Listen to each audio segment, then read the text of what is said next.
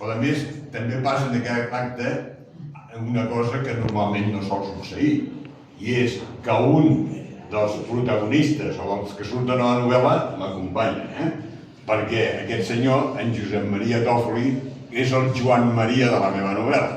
Per tant, poques vegades un autor té la possibilitat de tenir un dels seus personatges en carn i os al seu costat.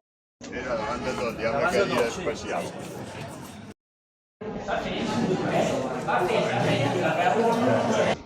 Aleshores vaig, per pietat filial del fill, doncs aleshores vaig dir, doncs ja vindré, però llavors que digui jo si la cervesa, tot això.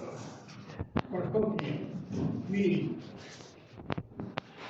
jo recordo, de què recordo Tiana?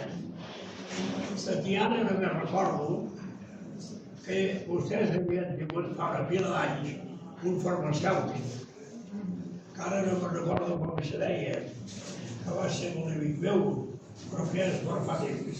Vostès se'n recorden? Sí, No se'n recorden? no. Farmacèutiques. Piques, senyor Piques. Senyor Piques. Piques. Piques. Gràcies, Montse. Que tenia la farmàcia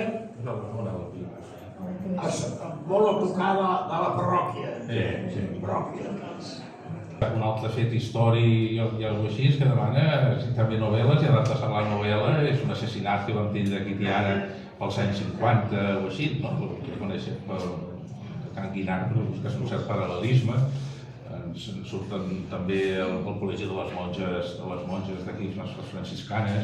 O sigui, van sortint sense paral·lelismes a tot el que és de la nostra vila, no?